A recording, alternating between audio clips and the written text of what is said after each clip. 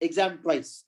Okay. So if you take your senior batch, before they graduated, they were able to write the exam only once.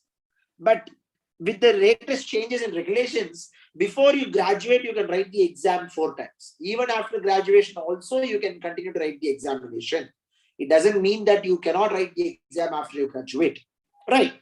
The third more thing is that there are 2 new papers that have been added this year. Okay. Now, this is for this year.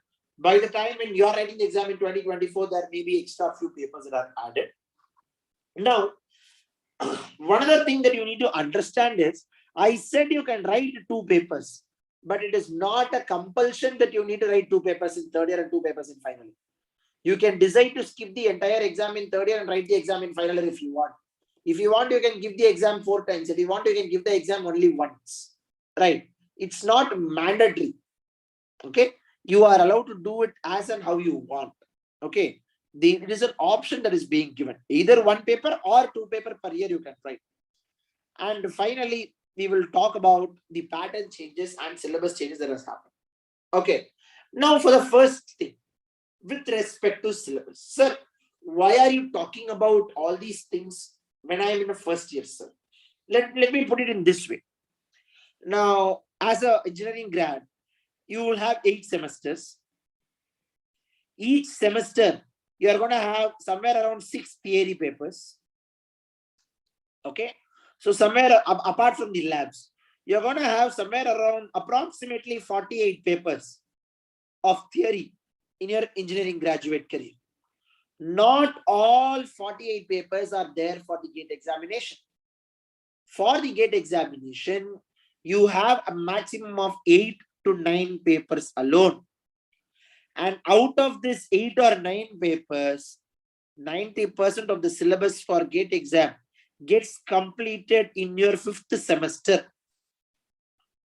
GATE exam has topics from your first year and second year only. As an examination, they are not testing what you are learning in final year. They are testing how good your fundamentals are. Right. So these are some of the subjects that are there. Okay. So the first 2 subjects would be common for everybody. Aptitude and engineering maths. I have put for the top 5 departments. This is for ECE, electrical, computer science, civil, mechanical. Okay. And again, for example, this network analysis will be a 2nd semester topic.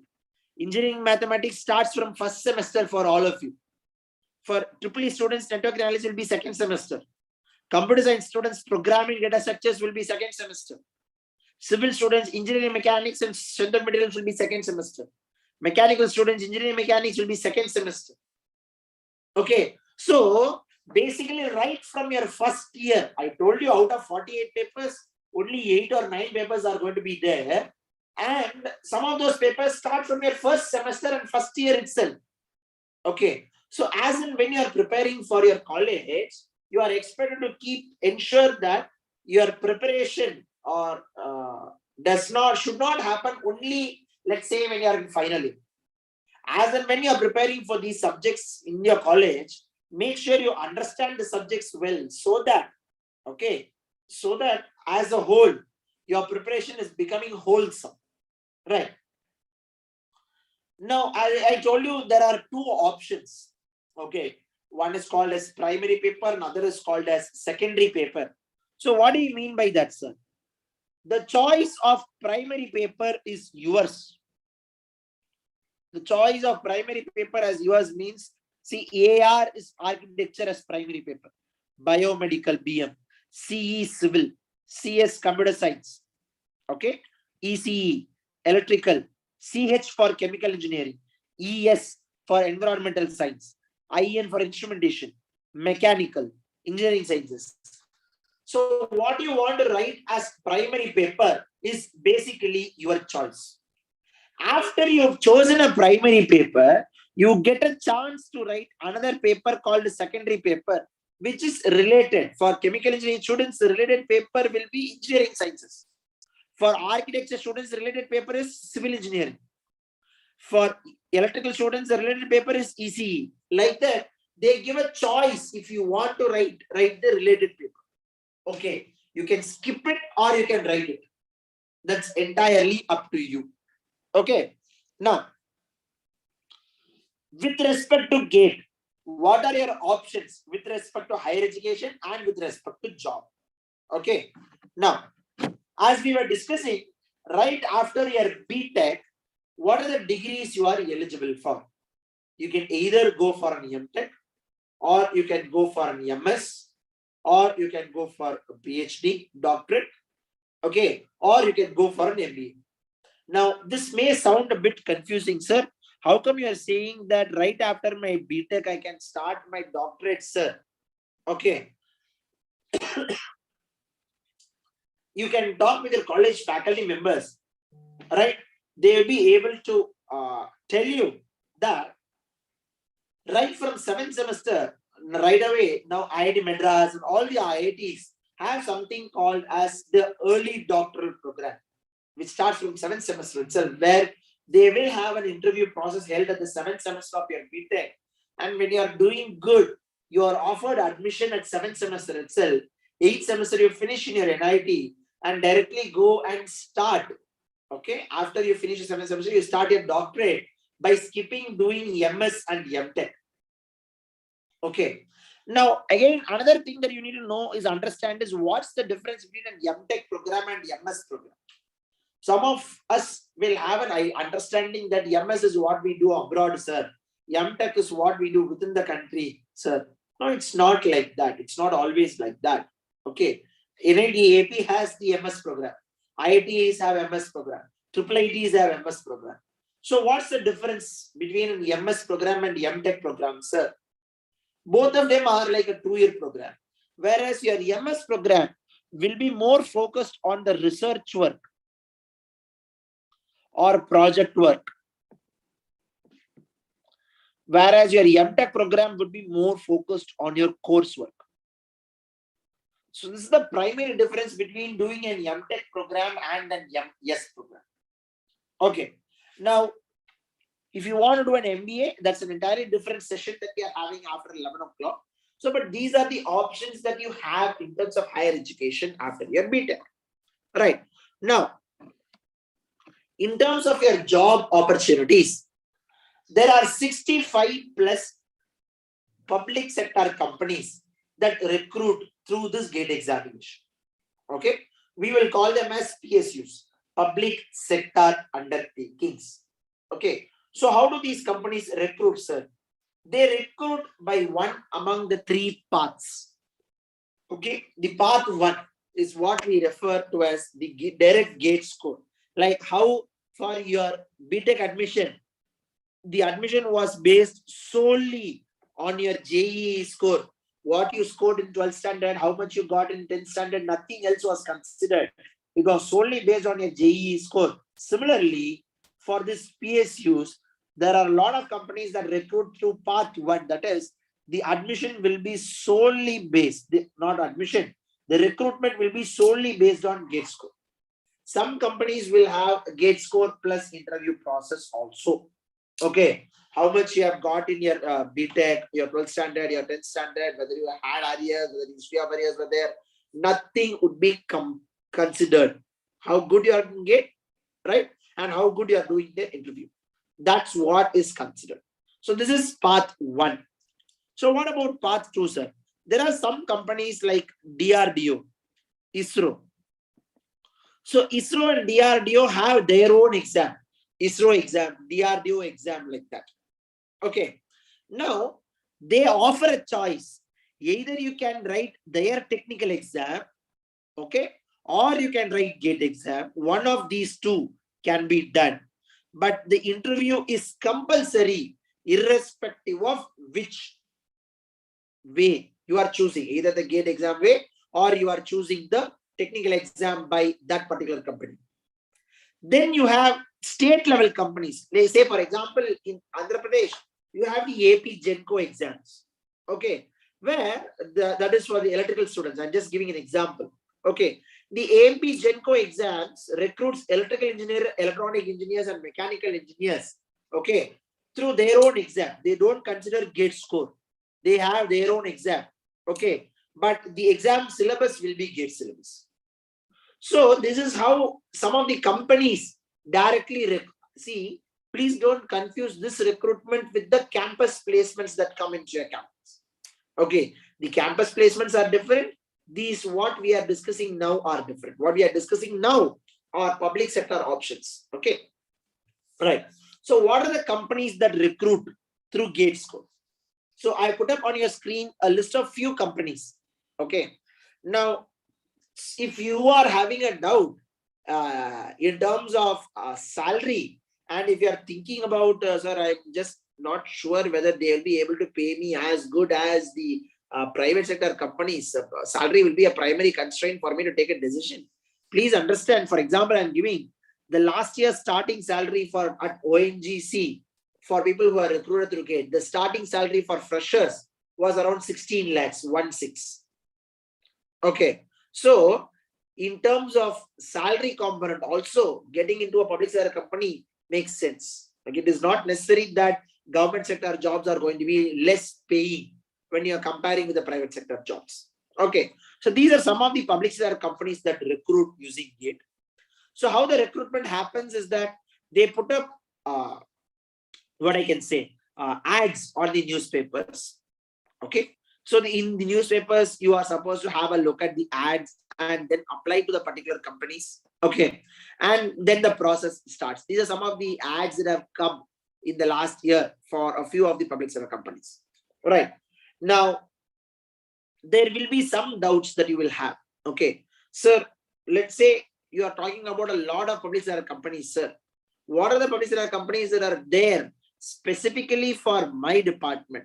Okay. So I have put up for the major 6 departments: ECE, electrical, computer science, instrumentation, civil, and mechanical.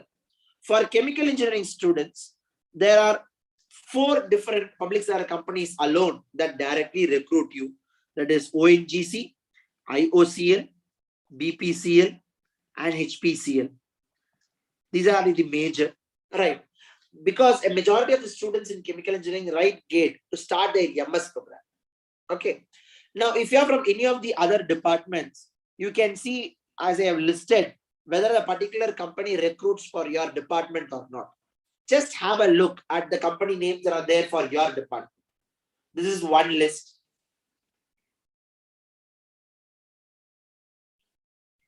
This is the another list.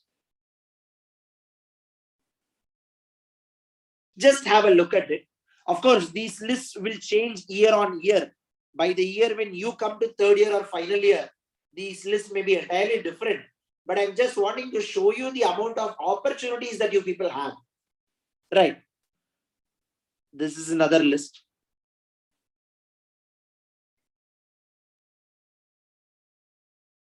Another.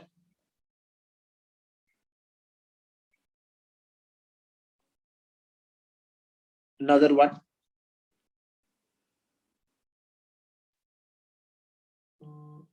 So these are some of the companies that are there.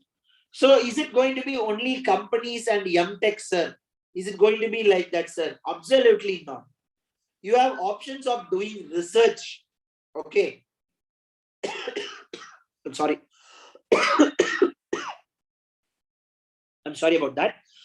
It's not only restricted to jobs and higher education. You have a good chance of doing research also using your GATE score.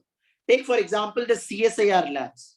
Okay. The Council for Scientific Industrial Research Labs. CSIR labs, okay, are there at 44 places across the country. They take BTech candidates based on GATE score. These candidates are given an option to do the MTech and PhD at there while working as a training scientist, and they will be paid during that. If you are not wanting to get into CSIR, BARC has a program for ECE, EEE, mechanical, civil, computer science, instrumentation, chemical, metallurgy. Okay, the Baba Atomic Research Center has a 1-year program where they take candidates based on GATE score for something called as trainee scientific officers. Okay, and if you are doing good in the 1-year program, BARC considers you for the 2-year program. Okay, where the BARC, they pay for you to study your MS or MTech at any of the IITs in the country, right? And it's not only Mark, ISRO also takes candidates like this for direct research options based on GATE score. So it's not only higher education, it's not only job, research options are also there through the GATE examination. Now, it's not only within the country, there are few universities abroad, like National University of Singapore, NUS, Nanyang Technical University, RWTH in Germany, TU Munich in Germany. So these abroad universities are also accepting GATE score. Okay. Right. So what are the things that you need to remember about the examination? The examination has three types of questions. One is what we call the multiple choice questions, or choose the best answer, for which there will be negative markings. Then you have numerical ability questions, or in other words, fill in the blanks type of questions. And then you will have multiple select questions, okay, or where you have more than one correct answer for a given question. Now, what's going to be the pattern, sir? You will not have hundreds of questions. It's a 3 hours exam. In 3 hours, they expect you to answer 65 objective questions. There is no subjective questions or descriptive questions. Everything is objective. They are either going to be choose the best answer, or they are going to be fill in the blanks. Okay. The exam will be only for 100 marks. Okay. This is the pattern as of now. By 2024, when you are writing, the pattern may undergo a change. Okay. I mean, I'm just giving a disclaimer right away. Okay. Now, with 100 marks as the total marks, okay, there is something called as the cutoff mark that changes every year. Okay. So, this is the cutoff that I have for the chemical engineering students. I'm sorry, I am not aware that chemical engineering was there at NIT, so I have not included the PowerPoint. That's why a lot of the slides are missing chemical. It will almost be similar to the civil engineering cutoffs. Similar. Okay. Now, these are the cutoffs at GATE 2018 and 2019. You can look at the cutoffs based on your caste category. You could see that out of 100 marks, your cutoffs are somewhere around 25 to 30 marks, somewhere in the range. And for your information, please understand, out of 100 people who write the exam, only 14 or 15 people qualify the exam. Only 14 or 15 people are able to get this 25 or 30 mark out of 100 marks. Okay. GATE as an examination is not tough. GATE as an examination is tricky. It's not tough. It is very tricky. That's what I would use the word, correct word. Okay. So generally, what are the opportunities we have just now discussed, and the exam pattern we have discussed? So some of the important points that you need to remember, okay, with respect to GATE as an option is that you can write the exam in third year, you can write the exam in final year, and you can write the exam even after you pass out. This is something that is very different. The score is valid for 3 years, meaning you write the exam in third year and you have a good score. You can forget about GATE in final year, you can focus on a job, getting a job. And then after final year, you can decide whether you want to go for a job or you want to go use the GATE score. The score is valid for 3 full years. You need not worry about writing examination in third year, sir, and then in final year, I can't make use of it for public sector companies. The exams are valid, the scores are valid for a period of 3 full years. Okay. There is no limit on the number of attempts. You can write the exam as many times as you want. Okay. The exams are usually held in the month of February. This we have already discussed, right? Now, this is with respect to the GATE. Okay. I also want to talk about the banking sector. Okay. In general. Okay. And then I will take up some of the queries that you had. Okay. So my session goes around up to 11 o'clock. Okay. And then you will have another subject matter expert who will come and talk to you about the CAT, GRE, and Gmat, just like how we have now discussed about the GATE and the banking sector. Now, the banking sector is not a traditional engineering-based career option. Okay. It is, I'm sorry, it is majorly into getting into the clerical or professional officers post with respect to the banking sector and the insurance sector. Okay. there has been an increase in the number of vacancies that are happening every year. There are a few major types of the banking exam. Generally, we will talk about the IBPS exam, which will have a PO, probationary officer level, and clerical level. And then we have all the private exams combined together, ICICI, Axis, PNB, something like that. And then you have exams conducted by the government insurance companies like LIC, NICL, OICL, GIC, right, like that. Okay. Now, what are the types of the banking exams that are there? As I was saying, there are two specific types of exam. One is called the probationary officer, or almost like a managerial level, and other is what we have, clerical officer. Okay, clerical level. Now, the selection process will be slightly different. You will have a two-tier examination. You will have a preliminary exam, and you will have a main exam, and then you will have an interview process also. So that's how the selection process happens. Now, what are the testing areas that are there? The testing areas will completely be only your aptitude section. Okay, nothing else will be considered. They will be having it only for the aptitude based exam. Okay, and it's for getting into a clerical position and managerial position in certain banking sector fields. Okay, so I just want to give a very, very brief overview. Okay, this is a slightly changing field, and by the time when you come for 2024, you can expect a lot of changes in this examination field of banking sector, right? So now I will be happy to take up some of your queries. If you have any queries, please put it up in the chat box. I'll try to take up the queries one by one, right? I'll try to attend the maximum possible. Okay. Our companies, some companies, yeah, there are companies that have talked about getting into privatization, but still they will have a recruitment. Just because a company is being privatized doesn't mean that they're not going to be recruiting. Okay.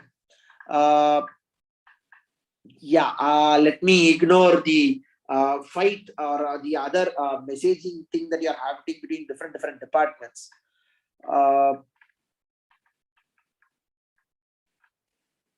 One of you have asked whether 95 plus mark is required to get into a good PSU. No, out of 100, 75 should get into any PSU that you want, assuming you're from general category. For others, it would be slightly less than that.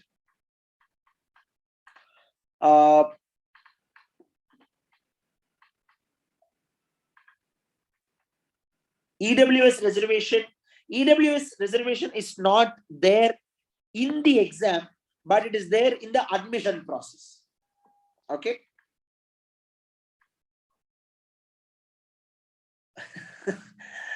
I am having a 1 hour induction program, and some of you are asking me any other girls from your department, please message. Come on here.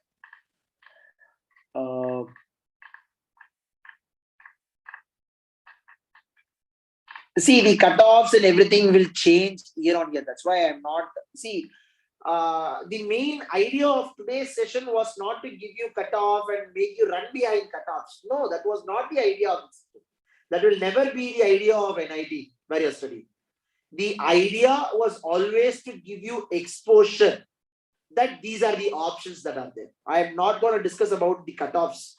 Okay. Yes, biotechnology also has a lot of options, but biotechnology department does not have an option when it comes to public sector companies, because you have very less companies in the biotechnology field from the government sector. Okay. When it comes to biotech, people take a GATE examination for their MS or MTech or ME program. If you write the exam in third year and in final year, which will be considered the best of the marks that you are getting in either of the years will be considered. Okay, ESE exam, IES exam or ESE exam, it's an entirely different exam. It's also a technical exam. We will be having a separate session about that. I'm sorry about it.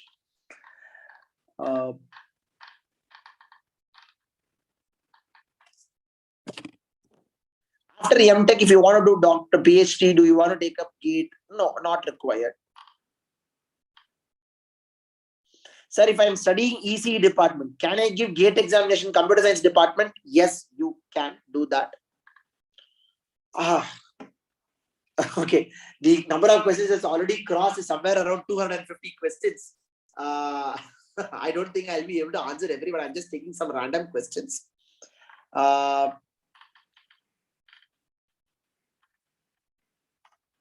Again, I mean, let me stress it in this way. There are 3-4 years before you're actually needing to choose the career, start the career.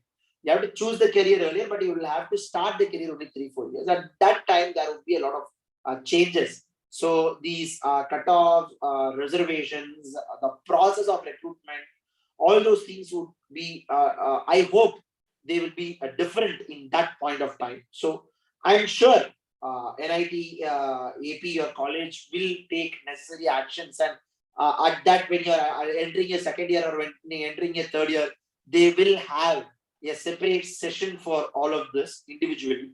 Okay, today is a very, very brief introduction session. Okay. I think we'll have a stop with the queries. There are some more than now 500 queries, which I'm obviously not going to be able to take. Right. These are, again, as I was saying, these are just introduction parts for you. What are the options that are there? Okay. On year, your college will be arranging a lot of webinars on specialist sessions on this, and from there you can take it up. Okay. So do well. And prepare, choose a proper career, and you prepare the career right from when you are preparing your college itself. Don't always push the decision to the final year. It's not like always you come to the final year and then decide whether you want to go to a job or go to a higher education, all those things. So make some parallel planning. That's always good. Now I actually want to hand over the session to another expert, right? Sir, organizations, Jagdish sir. Sir. Yeah, I think you can take over from here, sir. Right, yes, sir. Sir, thank you so much. Thank you, everyone. Session. Thank you, everyone, for being a wonderful audience. Right, Jagdish sir, please, over to you, sir. Thank you, sir. Thank you so much for the wonderful session. Yeah. Mr. Asim Akhtar, sir, thank you so much for joining with us, sir. Thank you for inviting us, sir. Yeah.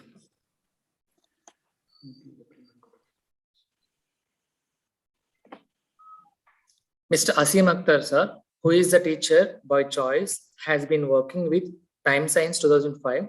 Currently, he is working as Deputy General Manager Operations. In his career of close to 2 decades, he has successfully trained and addressed more than 1 lakh students across India, including sessions conducted at premier colleges like BITS Pilani, IIT Hyderabad, IIIT Basara, NIT Warangal, IIIT Hyderabad, and IIIT Irpulpaya. He has conducted intensive training workshops for more than 3,000 scientists and engineers and technicians of DRDO at DRDO labs situated at Pune, Hyderabad, and Visakhapatnam. He has also conducted corporate training programs for organizations like BDL, Godavari Fertilizers, Nagarjuna Fertilizers, etc. He has co-hosted the national level finals of Aquaregia, which is more than 1.8 lakh school students from 23 cities across India compete in its national circuit. Aquaregia was awarded by Guinness Book of World Records for being the world's largest quiz competition. He is an MBA from Osmania University College of Business Management. Sir, we are indeed happy to have you with us today, and all of us, including me, are eagerly waiting to hear from you, sir. Sir, may you please begin? Thank you. Thank you for such kind words, sir. Let me share PPT with the audience. Just sure, give me sir. a second.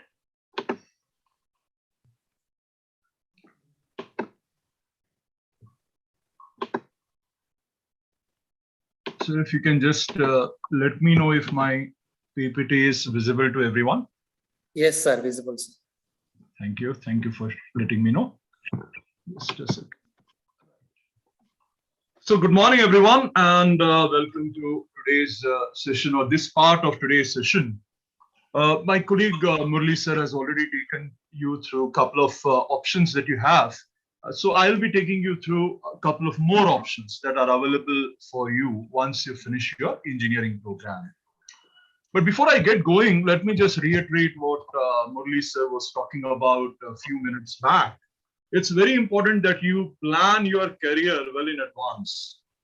Now, some of you who are attending today's session, you may be wondering, we just are about to start our engineering, and these guys are already speaking about what we need to do when it comes to post-graduation. So the reason we are doing that is because it's very important that you decide your next move well in advance. Because trust me, the people who have got clarity about their career, they have a huge advantage over those who don't have clarity. So that's the reason we feel it's the right time for you to begin thinking about what exactly you need to do beyond your engineering program. So my colleague Murli sir has already taken you through a couple of options.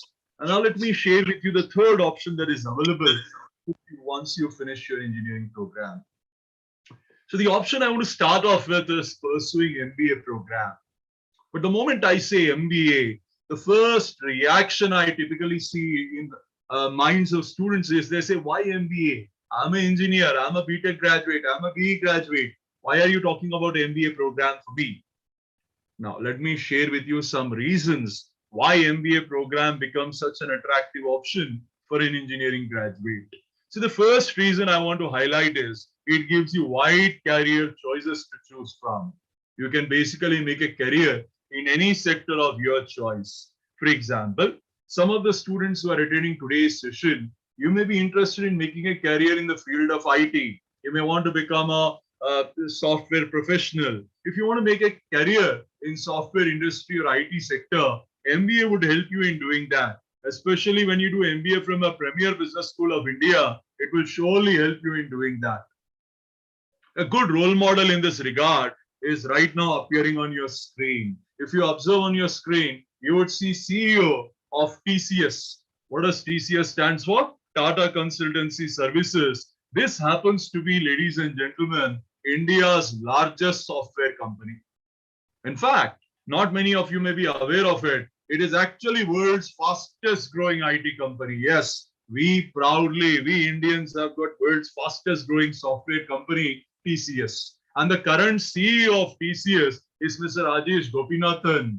And what is Rajesh Gopinathan's background? Mr. Rajesh, long time back after finishing his engineering program from one of the NITs, I want to highlight this, one of the NITs, Mr. Rajesh went ahead and he prepared for CAT exam, and Rajesh wrote CAT exam, and then he got admission into Iambs Ahmedabad, and as they say, rest is history. So this MBA graduate from Iambs Ahmedabad and engineer from NIT Trichy, he went on to become CEO of world's fastest growing IT company, TCS.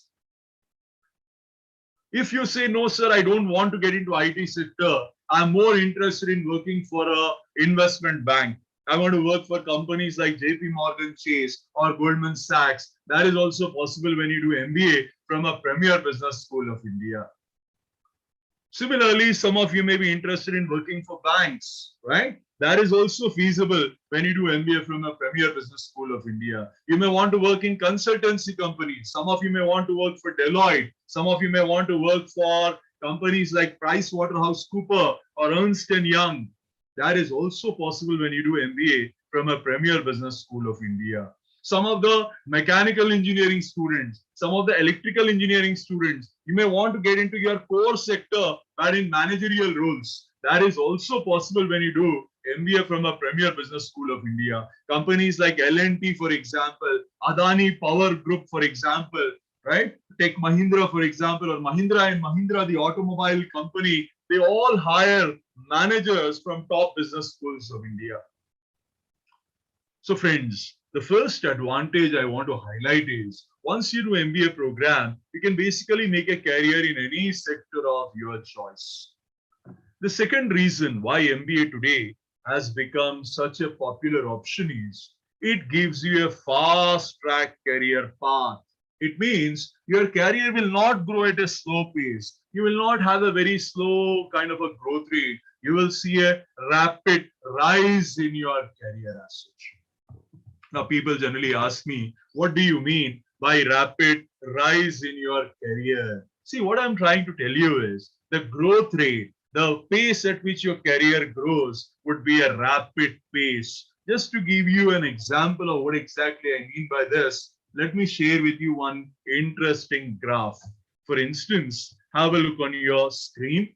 Let's say there is a multinational company with 7 levels in it. The level 1 is the entry level. This is the bottommost level in this organization. And typically, if you were to search for a job after finishing your engineering program without doing your master's, if you were to search for a job, typically you start from level 1 in a multinational company. Now, some people from good colleges like yours, they may even begin from level 2 of a multinational company. But level 1, level 2, these are the levels where people generally start their career after they finish their graduation, after they finish their engineering program. Now, if you were to do an MBA program from a premier business school of India, one of the top 50 colleges of India, I'm happy to report you will begin your career, you will begin your post-MBA career from level 4 of that multinational company.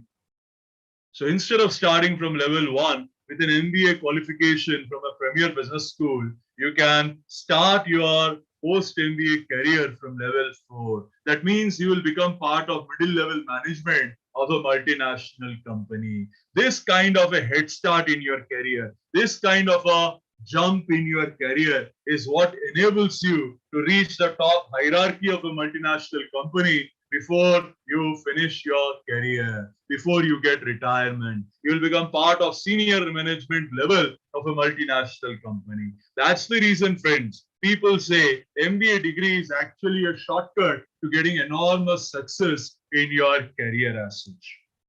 You can surely have a career like, I'll show you this gentleman on screen, Mr. Sandeep Bakshi. Who is Sandeep Bakshi? Sandeep Bakshi is current CEO of largest private sector bank in India called ICICI Bank. What is educational background of Sandeep? Sandeep did his BTech program. Sandeep is an engineer, but then Sandeep wrote CAT exam, Sandeep wrote XAT exam, and Sandeep did his MBA program from XLRI Jamshedpur. That is how his career has grown to these kind of extraordinary heights. The third reason for which people do their MBA program is it has today become a prerequisite for getting promotions and career advancement. If you want constant growth in your career, if you want constant promotions in your career, today corporate world, today multinational companies, they are demanding MBA qualifications, and that's the reason many of the engineers, they go ahead and they do their MBA program after they finish their engineering program. A good role model in this regard is right now on your screen, Mr. K.V. Kamath, who was former CEO of Infosys. He was also for a very long time CEO of ICICI Bank. Mr. Kamath, very senior personality, he did his engineering program, and after finishing his engineering, immediately he did his MBA program from Iambs Ahmedabad, and as they say, rest is history. In fact, Mr. Kamath is not the only CEO. I'm happy to report India has produced a lot of CEOs from premier business schools of India. Just to show you a list, a small list, it's a token list. India actually has produced more than 500 CEOs from Indian business schools, but I have selected around a dozen of them just to give you a feel of it, just to give you a sense of it. All the girls who are attending today's session, you may be wondering, did we have women CEOs also in India? There are a couple of very, very talented women in this list. If you observe the second name in the list, it is Mrs. Indra Nooyi, who was global CEO of PepsiCo. Mind you, she was not Indian CEO. She was global CEO of this multinational company called PepsiCo. And Indra Nooyi, she did her MBA program from Iambs, Calcutta. So if you are a talented girl, if you are a ambitious girl who wants to reach the top hierarchy of a multinational company, here is a very good role model for you to have, Mrs. Indra Nooyi. Another very talented woman in this list is the fourth name from the bottom. If you observe the fourth name from the bottom, friends, it is Leena Nair. Now, this PPT, I need to update it because yesterday a big news came in media about Leena Nair. Leena Nair, 1 week back, was CHRO at Unilever. Unilever is one of the top 500 companies in the world. In India, we know this company as Hindustan Unilever. I'm sure when you go to supermarket, you must have seen so many products of Hindustan Unilever. Now, Leena Nair was global CHRO. What does CHRO stands for? Chief Human Resource Officer, the topmost position when it comes to HR department. She was youngest CHRO in the world. At the age of 45, she became global CHRO at Unilever. And I'm happy to report 24 hours back, Leena Nair has been named global CEO of luxury beauty brand Chanel. I'm sure some of your friends must have heard of this extraordinary, huge French global beauty brand called Chanel. Chanel. Whenever you get time, browse about this company. It's a big multinational company. And proudly, this Indian woman, Leena Nair, 24 hours back, she has been appointed as global CEO of this organization called Chanel. So she has done all of us proud. And Leena Nair, you'll be surprised to know, hails from a very small village in India in Kolhapur district of Maharashtra. Now, how did this girl from Kolhapur district of Maharashtra, who did part of her education in Marathi medium schools, how did she become global CEO of Chanel, one of the biggest multinational beauty brands in the world? The answer is she wrote CAT exam and then she wrote XAT exam. She got selected in XLRI Jamshedpur and she did her MBA program from XLRI Jamshedpur. And Leena Nair today is the global CEO at Chanel. So friends, if you are an ambitious person, if you want to reach the top hierarchy of a multinational company, then yes, MBA would be the way ahead. Now, some of the friends who are attending today's webinar, you may say to me, sir, I don't want to be an employee. I want to be an employer. I want to start a business of my own. I want to give jobs. I don't want to take jobs. For all such potential entrepreneurs in my session, I'm glad to tell you, Indian business schools have produced very successful entrepreneurs. Look at the list. Look at the bottom of the list. You will see two youngsters, Ashish Goyal and Rajiv Srivastava. They started this company called Urban Ladder. Today, this organization's name has been changed to Urban Company. I'm sure all of you are familiar with Urban Company, especially in the post-COVID world, where people are scared to go to beauty salons, people are scared to go to barber shops, people are scared to visit outside.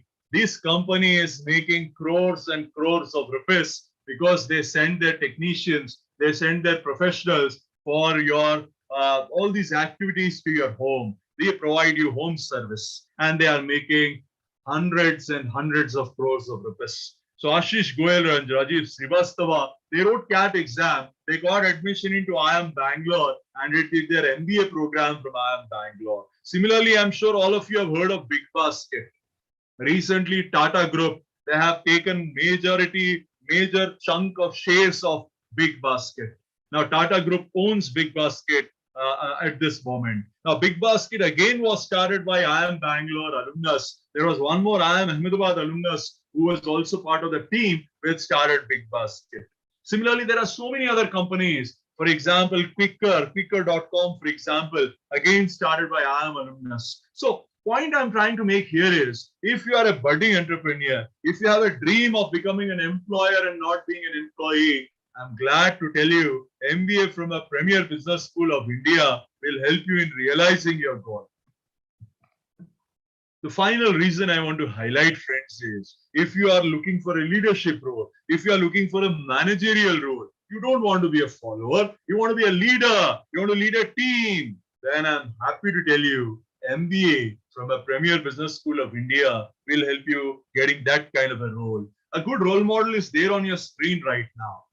Mr. Damodar Mall. Mr. Damodar Mall, he is the current CEO of Reliance Fresh.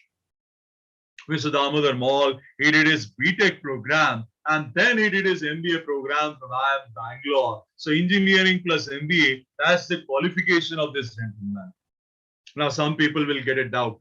Hey, why is it that BTech plus MBA is such a beautiful combination? Why is it that so many successful people, they have done their engineering and then they did their MBA program? What is the secret behind this?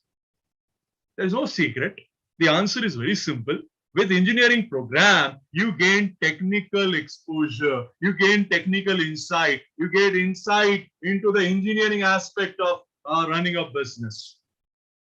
But when you do an MBA program, you get an overview about how a business functions. You get an overview about all the functional units that come together, and that leads to the success of the organization. You learn about marketing, you learn about finance, you learn about HR, you learn about operation. You basically learn business management. That's the reason a BTech plus an MBA is such a beautiful combination. Now, in case anybody still has a doubt,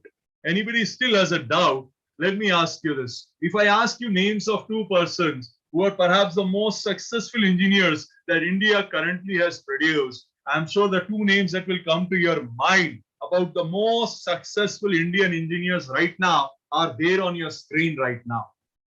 Mr. Satya Nadella and Mr. Sundar Pichai. What is qualification of both the gentlemen? Both the gentlemen are engineers who have gone ahead and they have done their MBA program. Engineering plus MBA, that's the education background of both these gentlemen. That's the reason it's a beautiful combination to have on one's resume. Now, if you want to do an MBA program, what are the top places? Which are the best places to do your MBA from? Or without any doubt in mind, Iambs are ideal places to join. Iambs stands for Indian Institute of Management. Right now, India has got 20 Iambs. These Iambs are spread across the country and they have together around 6,000 MBA seats. They offer extraordinary brand value on your resume, absolutely top-notch education, and amazing placements. I was delivering a session at NIT Warangal a few years back, and this was before COVID. So we had the luxury of having a in-person offline seminar. And when we were doing the seminar, one of the students, one of the girls in the audience, she raised her hand and she asked a query. She asked a doubt. She told me, sir, why do you say brand value is important? Sir, don't you think quality of students is more important? Quality of college is not important, sir. Quality of student is important because sometimes good students may end up in bad college. Sometimes bad students may end up in good colleges. So why do you say college matters? Why do you say brand of the college matters? I gave a very simple answer to this girl. Let me give the same answer to the audience who are attending my today's webinar. My example for you is very simple. Just imagine, at the end of my webinar, we announce that we are going to distribute free mobile phones to everyone who is attending today's webinar. Don't feel happy. It is just an example. Imagine I announce that I'm going to give you free mobile phones at the end of my webinar, but I give you a choice. I give you a choice to choose between two options. My option number one is a mobile phone with extraordinary good qualities, very, very good specifications. I have a mobile phone with 8 GB of RAM, with 256 GB of internal storage. And let's say my mobile phone has got Corning Gorilla Glass 5 protection in the front. It has got full metallic body and all the rest of the specifications are absolutely top notch. The second mobile phone that I offer to you doesn't have good specifications. Hardly 4.7-inch screen, no Corning Gorilla Glass, hardly 4 GB of RAM, hardly 64 GB of internal storage, and metallic body is not there, it's a plastic body. Now I ask you, which one do you want? I'm sure majority of you, if not everyone, will say, sir, give me the first option. Give me the one with beautiful specifications, isn't it? Everyone would ask for a good specifications one. All of you tell me, give me the first option. Now I tell you, wait. I want to add one more thing, I tell you. You ask me, sir, what do you want to add? I say, I forgot to tell you name of these phones. I forgot to tell you name of the company which is making these phones. You ask me, sir, what is the name? I tell you, the mobile phone that you rejected, the mobile phone with not so great specifications that you rejected, its name is Apple. It's an Apple iPhone made in America. And the phone that you selected, the one with good specifications, its name is Banana. It is made in China. Now I ask you, would you like to change your choice? Would you like to change your option? I am pretty much sure every single person will tell me, I don't want banana made in China. Give me Apple iPhone made in America. Even though it doesn't have great specifications, you would still opt for Apple iPhone because you know the brand Apple, that beautiful half-eaten apple at the back of your mobile phone, that will get you respect, my friend. Every time you take out your mobile phone, people will be awestruck with the brand Apple. That's the reason, think about it. As something as simple as a mobile phone, we are giving so much importance to the brand. When it comes to hiring people, when it comes to hiring future managers for your multinational company, wouldn't the organization give importance to the brand value of the institute where the current student is from?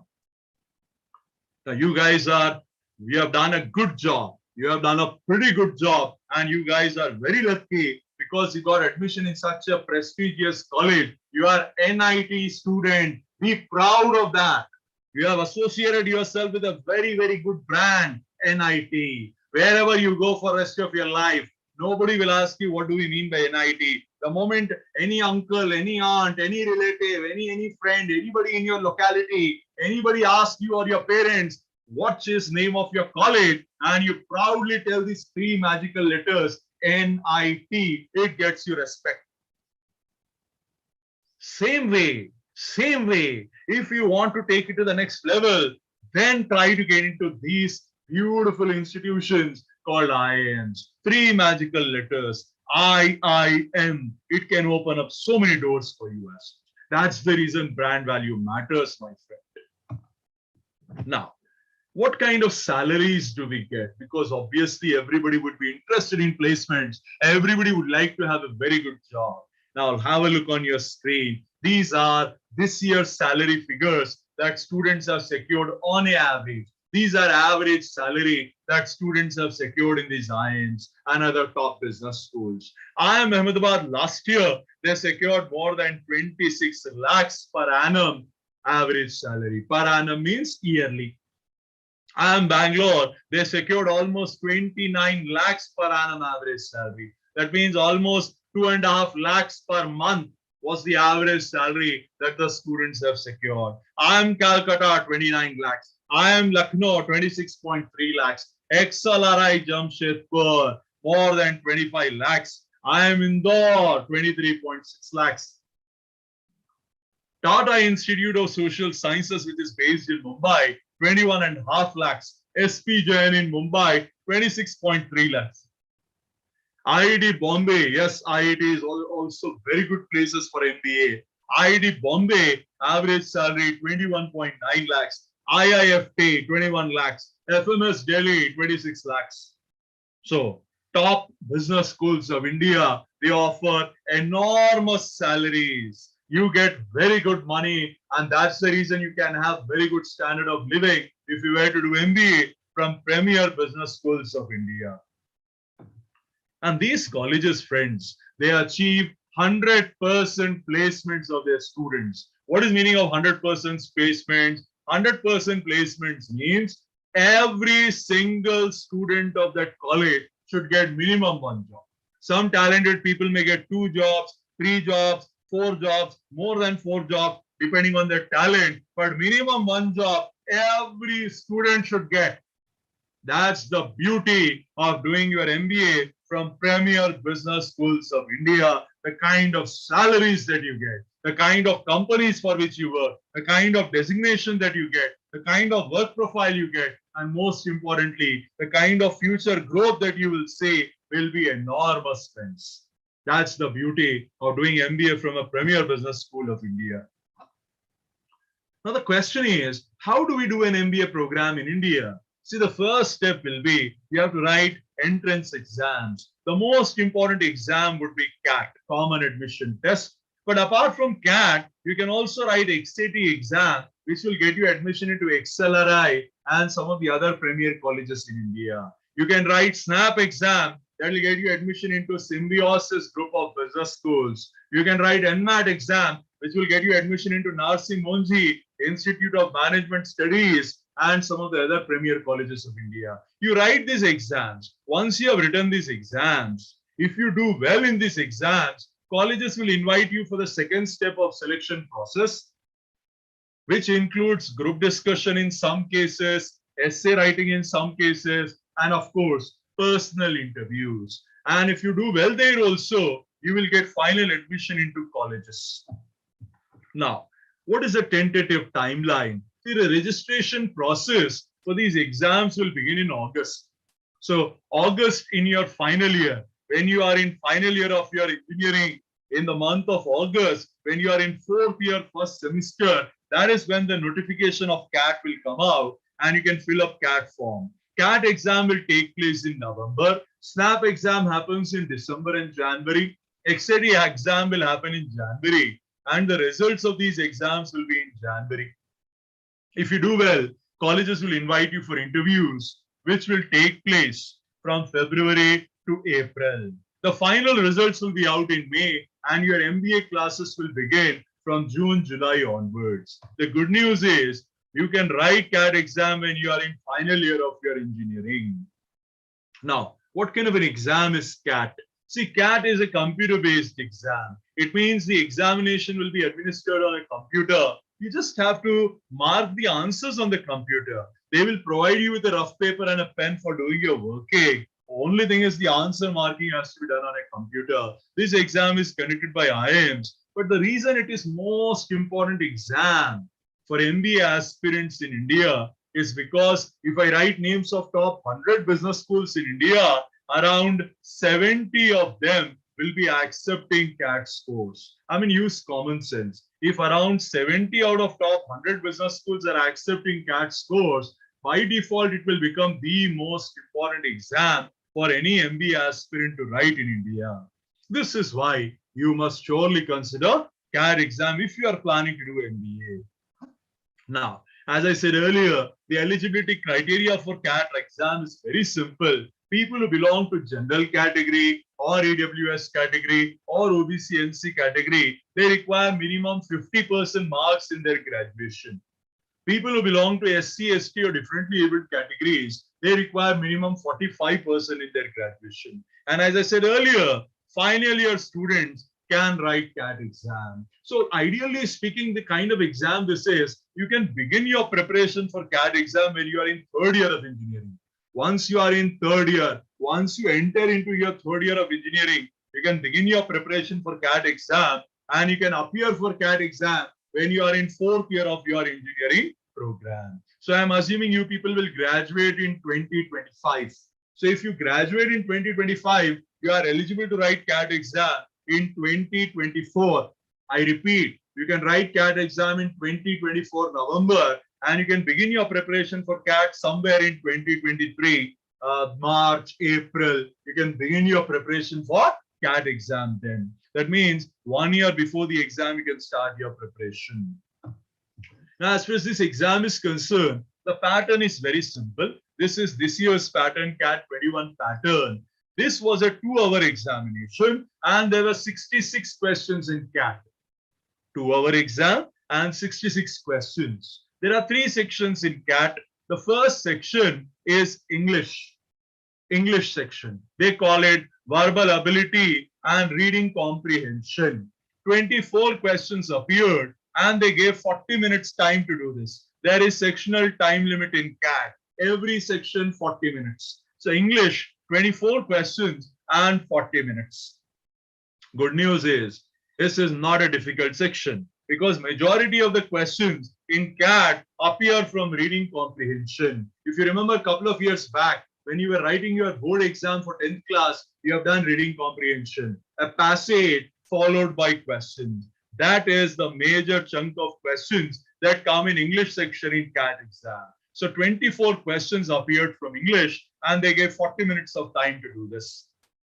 Then we have data interpretation and logical reasoning, which is nothing but puzzles. For example, if I create a question like 5 students are sitting on a bench, A, B, C, D, and E.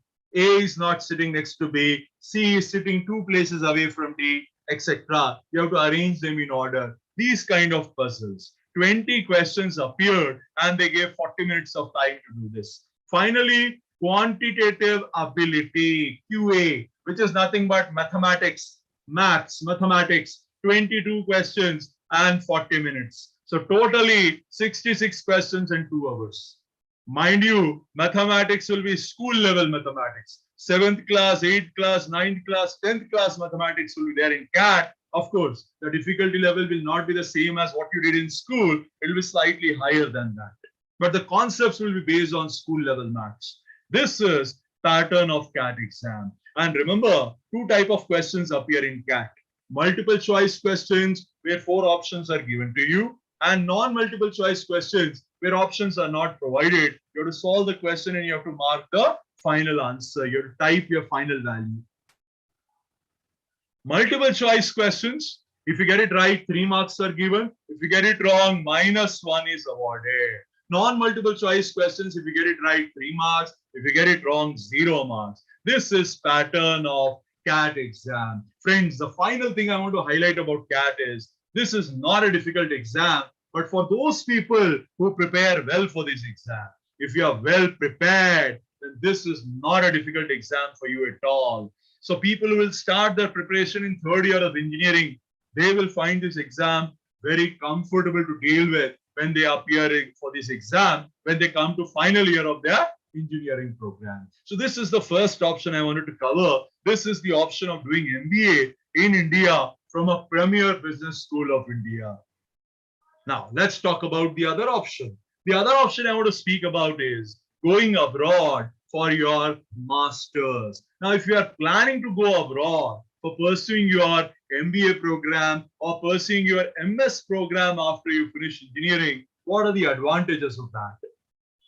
See, the first advantage of going abroad is, generally, when you do your MS or your MBA from a good college in America or a good college in UK or Australia or Canada, then you get good quality education. The kind of professors that they have, the kind of infrastructure that they have, the kind of peer group that you have, that offers good quality education. The second advantage, you will have global recognition if you have done it from a good college. So they have global recognition. You can shift to any country and it will obviously get you recognition. Provided when you do it from a good college. And the kind of infrastructure some of the good universities and the good colleges, good institutions abroad have, I can tell you, they offer top-notch, state-of-the-art infrastructure in top colleges.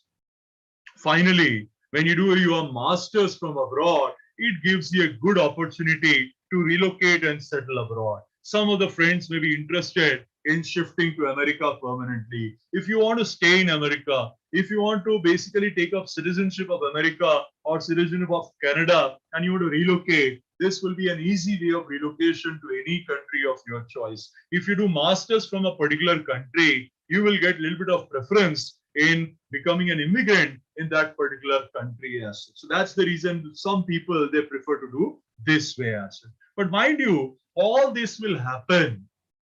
All this will take place only when you do your masters from a good college abroad. Don't misunderstand me. Unfortunately, some people, they are having the notion that the moment they'll go abroad to any college whatsoever, they will have glorious future. That is not correct.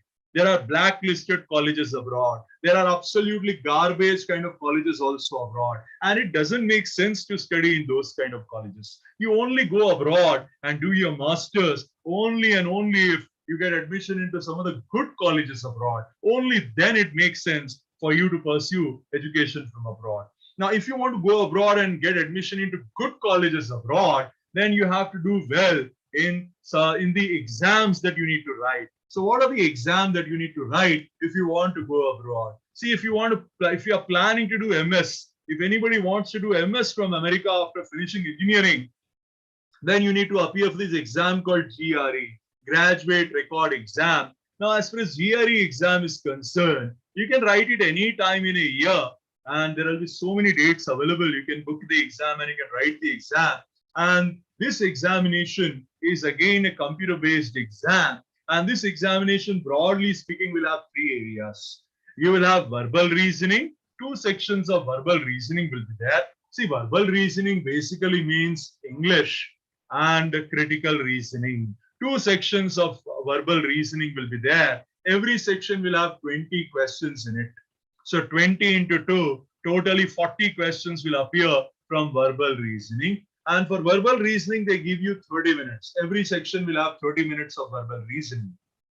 Then quantitative reasoning basically means mathematics and a little bit of data sufficiency. Now, as far as quantitative reasoning is concerned, two sections appear and 20 questions will be there in each section. So once again, totally you will have 40 questions, but they give you 35 minutes for quantitative reasoning, 30 minutes for verbal reasoning, 35 minutes for each section of quantitative reasoning will be given to you. Then finally, once you're done with this, you will have to indulge in analytical writing. They will give you two tasks. There will be two arguments that will be given to you. You have to analyze those arguments, and for each task, they'll give you 30 minutes.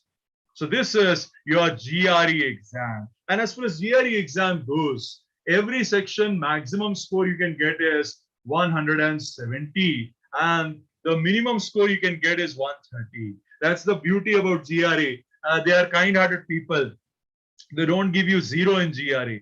The minimum score you can score in GRE exam is 260. So if anybody tells you they got 260 in GRE, don't clap for them. It means they got a 0 in GRE basically. Minimum score possible in GRE is 260, whereas maximum possible score in GRE is 340. If you are an ambitious person who wants to study only in top colleges abroad, my recommendation to you would be to target minimum of 310 in GRE exam. 310 should be the threshold. 310 should be the target you should set for yourself. If you can score 320, hats off to you. Excellent. But minimum 310 should be the benchmark you should set for yourself if you're interested in going to good colleges abroad. Now, this is for people who are interested in pursuing MS from abroad. The final option I want to discuss is pursuing MBA from abroad. For pursuing MBA from abroad, or some institutions, they call their program MIM, Masters in Management. Now, what's the difference? MIM is a shorter program. Usually it's an 18-month program. And for MIM program, you don't need to have work experience. Whereas for MBA program abroad, majority of the good colleges, they would require prior work experience of at least 2 years. Some colleges may demand more than that also, but that is how the colleges abroad function. So for going abroad for doing your MBA or MIM program, you need to write this exam called Gmat, Graduate Management Admission Test. Now this exam is again a very simple exam. What happens in this exam is you'll have 4 areas to deal with. The first area, quantitative reasoning, 31 questions will appear. This is nothing but mathematics along with data sufficiency. 31 questions will appear from here, and they give you 62 minutes of time for doing this. Then comes verbal reasoning, which is basically English along with a little bit of critical reasoning. 36 questions appear from here, and they give you 65 minutes to do this.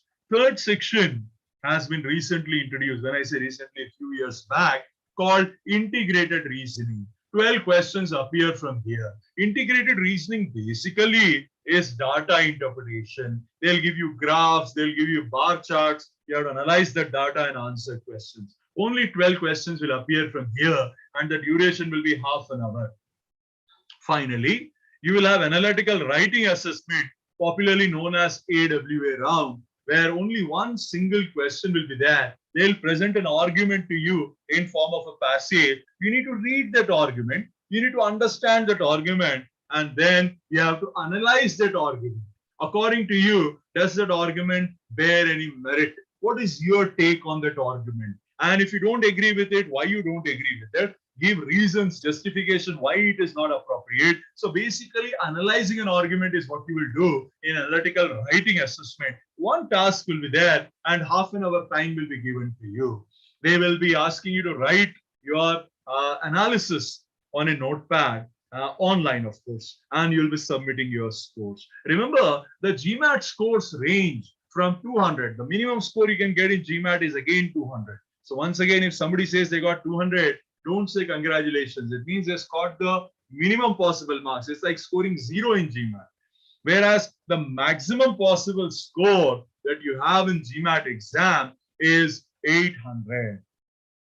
Now, once again, if you are an ambitious person, you want to go abroad and you want to do your MBA from premier colleges abroad, then I would strongly advocate that you target a bare minimum of 700 score in Gmat. 700 should be your aim in Gmat. 650 will also be enough in some decent colleges. But again, I would encourage you to be ambitious. I would encourage you to be, the dreamer. Aim high goals, set high goals for yourself. If that's the person you are, then aim at 700 minimum score in Gmat. That will enable you to get admission into Ivy League business schools, premier business schools of the world. Now, it holds true for America, it holds true for Canada, UK, Australia. You name a country, and a good score in Gmat can do wonders for your chances of making it to those colleges.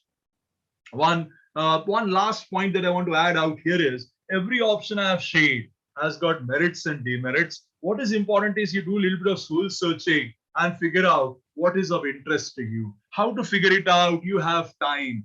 Good thing, and I would like to congratulate NIT Andhra Pradesh's management for inviting us and enabling you to listen to good advice right at the beginning of your graduation. Your college management, it cares for you. That's the reason they have organized this event. And now make sure the next 2 years of your engineering, think and analyze what is of interest to you. Are you more interested in your core subjects? Are you more technically inclined? If that's how you are, then it's good if you get into technical field. On the other hand, if you are somebody who like to take charge of things, if you are having leadership potential, if you are someone who like to take up leadership roles, then MBA would be the true calling for you as such. So it depends entirely on your interest. All right. So these are some options that I wanted to share with you. And as Murli sir also did, I'll take up your queries. I can see a lot of questions have already appeared. If you also want to send me a question, please do go ahead and send me your queries. All right. The first query, the name is not there. I will not be able to read the name. It's a student with an ID of 9211313. He says, what is the fees in MBA program? So the good news for everyone who is attending today's session is, you don't have to worry about fees in MBA colleges. The reason you don't have to worry about fees in MBA colleges is because all the premier colleges of India, if you get admission into them, your parents don't have to pay 1 single rupee for your MBA. I repeat, your parents don't have to give even 1 single rupee for your MBA. Then how will you do your MBA? You can easily take bank loan, SBI, Canara Bank, Andhra Bank, all the banks in India, they offer 100% loan for your MBA without any collateral. Listen to the last 3 words. Without any collateral. It means your father need not mortgage his property. You can simply go to bank, get 100% loan for your MBA, and without any collateral, without any guarantor, you will be given a loan, and very, very comfortably you can do your MBA program. The second reason, Some MBA colleges, some good MBA colleges, the fees is very less also. For example, FMS Delhi. You remember I spoke about FMS Delhi, Faculty of Management Studies, New Delhi. The fees is only 90,000 rupees. Yes, you heard me correct. Only 90,000 rupees is MBA fees in FMS Delhi. Average salary of FMS Delhi, 26 lakhs per annum. So all colleges are not costly. You can write CAT exam, you can get admission into MBA at FMS Delhi. One more friend is asking me, one more question is asking me, which is better, MBA or MS or MTech? This is a question has been asked by Surya, Gnana Surya. Well, all three options are equally good, beta. Choose based on your interest, choose based on your aptitude, choose based on your bent of mind. If you are extremely technically inclined, if you are madly in love with engineering subjects over the next 2 years, then pursuing an MTech or MS would make sense. On the other hand, over the next 2 years, if you realize that you are more interested in extracurricular activities in your college, you are more interested in working in teams, you are more interested in taking up leadership roles, then my friend, MBA is advisable for you. So choose based on your interest more than anything else. The next question that I see is coming from Akhil. Akhil says, can we write CAT after 2 or 3 years of BTech? Well, Akhil, you can't, beta. MBA exam, CAT exam can only be written in final year of your graduation. You cannot write it in 3rd year or 2nd year of engineering. It is not allowed. Only final year students can write CAT exam, or people who have finished their graduation, they can write CAT exam. 2nd, 3rd year engineering students, they are not eligible to write CAT exam, Akhil, but you can start your preparation for CAT exam when you are in 3rd year of engineering. Start your preparation for CAT when you are in 3rd year of engineering, but write the exam when you are in 4th year of engineering. All right. So let me see more questions. All right. The next question that I see, all right, comes from it's a very interesting question. It comes from Galamki Avinash. She says, CAT and GRE, they seem to have very basic subjects. Then why don't people get very high scores? Why don't everyone gets a high score? It's a very good question, Avinash. See, in CAT exam or GRE exam, I agree with you. The sections are not very difficult, but it is not difficult for which kind of person, Avinash? It is not difficult for those persons who prepare well for this exam. If you prepare well, if you prepare in advance and you do hard work on it, then these exams are not difficult exams, as Avinash has rightly said. These exams become difficult for those people who don't prepare, who don't work towards their preparation for these exams. They find these exams difficult. But actually, they are not difficult, provided you work well. Okay. The next question comes from Ram. Ram says, can computer science engineer, EC, and every branch of engineering can pursue MBA, sir? Yes. Every single branch of engineering student can pursue MBA. It's not just limited to computer science. It's not just limited to mechanical. Every single branch of engineering is eligible to do MBA and is eligible to write CAT exam. The next question comes from another student who says, is it better to do MBA in Iambs or go abroad? See, entirely depends on what your ultimate objective is. If your ultimate objective is to keep the option of working in India as well as going abroad open, then doing MBA in India, writing CAT exam is advisable. Because when you do MBA from Iambs and other prestigious colleges of India, you have an option of making a career in India. You have an option of going abroad when you get an international job offer. Yes, international job offers are also offered in premier business schools in India. If you want to go abroad, if the ultimate objective is to take up citizenship of America or citizenship of Australia or Canada, then it's advisable to do your master's abroad. So it depends entirely on what your future plans are. Both are good options. All right. All right. The next question that I see comes from Ruchika. Ruchika says, sir, I'm very weak in English. How do I improve? Because I have heard in CAT, there will be an English section and we need to do well in English. Well, Ruchika, good news for you. Again, I want to highlight it. I was pleasantly surprised when I learned that NIT Andhra Pradesh Management wants to invite us for this session for first year students. It was a pleasant surprise, and I would like to congratulate NIT AP for doing this, because trust me, Ruchika, what good thing your management has done is they have given you information about this right now when you are about to start your engineering. Now, if you are weak in English, Ruchika, it's good that you have identified your weakness, but now what you need to do is you need to work on it. You need to improve yourself. How to improve yourself? Simple 4 suggestions for Ruchika and everybody else who is weak in English. 4 suggestions. Suggestion number 1. Start reading English novels, magazines, journals, newspapers. Start reading newspapers, novels, magazines written in English. Start reading it every single day. Spend at least 1 hour reading English novel or English magazine. That's number 1. Number 2, start watching English news channels. Don't watch TV9. Don't watch TV5. Don't watch regional channels. Start watching English channels so that you can pick up the language. Watch English news. It will not only help you in picking up the language, it will also help improve your current affairs. Point number 3, start writing in English. Now you would say, come on, I have been writing in English in school as well as my junior college. I don't mean to say write your subjects in English. I mean to say indulge in creative writing. Every day for 15 minutes, write at least 1 page in English. Creative writing. For example, one day you were going to college. Unfortunately, you saw an accident has taken place on road. Write 1 page on it. What are your feelings about accidents in India? What do you think the government should do about it? Write 1 paper, 1 page, 1 paragraph. Show it to your faculty member in NIT AP, or show it to a classmate of yours whose English is better than yours. So get it corrected by faculty members or classmates. They can help you out. That's the 3rd step. 4th step, and the most important step. What is the 4th step? Reading is over.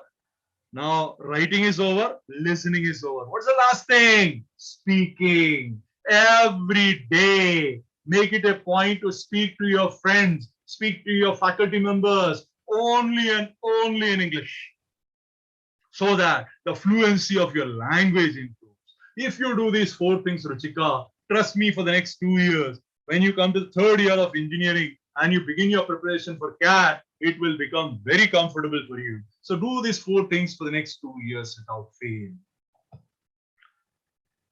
The next question that comes is, can we do MBA by taking job after engineering? Yes, some people, they pursue their engineering, they pick up their job and simultaneously prepare for CAT, and then they do their MBA program. That option is also available. But then I would recommend everyone, if you are interested in MBA, then I would encourage everyone to give the first shot at CAT when you are in final year of your engineering.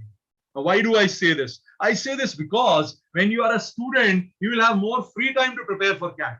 It will be much more easier to crack CAT along with your BTech than along with a job. That's the reason I would recommend that you write CAT exam for the first time when you are in final year of BTech. And with every passing year, the competition will go up, isn't it? So that's the reason, my friend, you should make it a point to write the exam when you are in final year of engineering. But yes, if at all you don't crack CAT, you don't get admission into a good college, you can always pick up a job and write CAT again the next year or the year after that, after acquiring 1 or 2 years of experience. But it's completely up to you. But the first attempt, I would recommend you take it when you are in final year of your engineering. All right.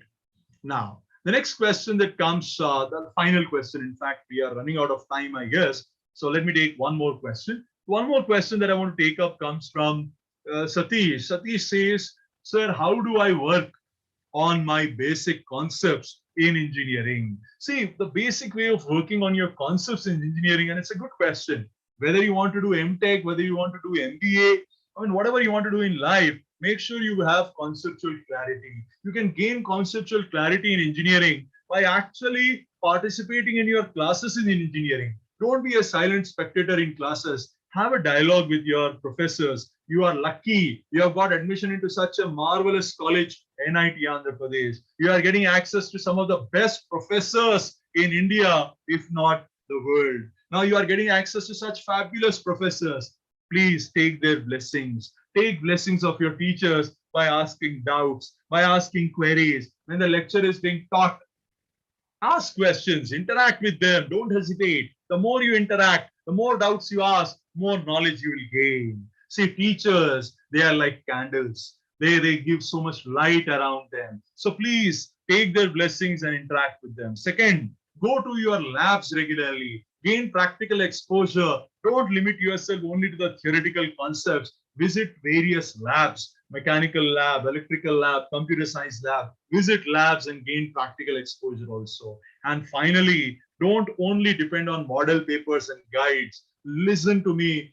Give a lot of respect to the syllabus of your institution, your college. Your college has got prescribed syllabus. They have recommended books which are available in library. Access them and make sure you read them, study them, and again interact with your professors. Ask them queries, ask them doubts. That way your concepts will become crystal clear.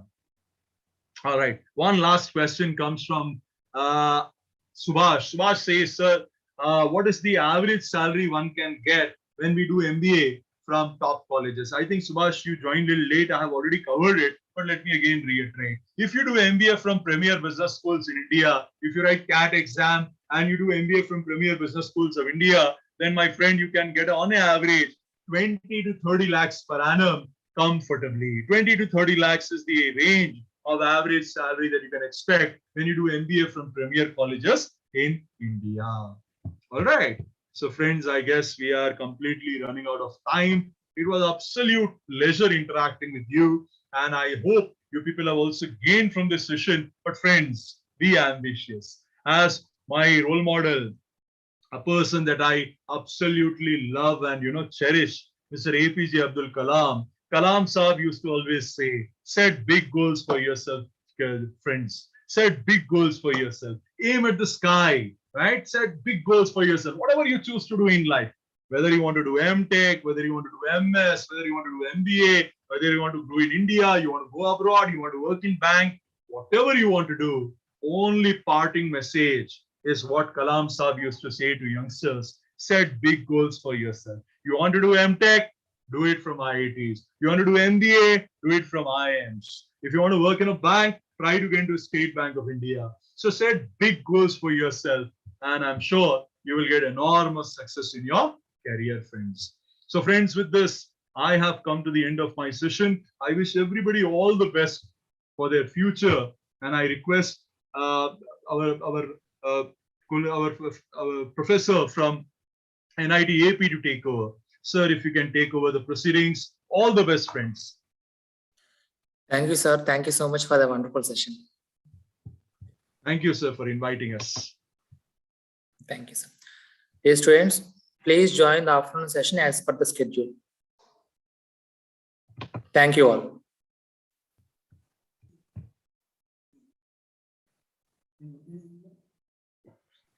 All right, I take your leave, sir. Thank you for inviting us. Sure, sir. Thank you.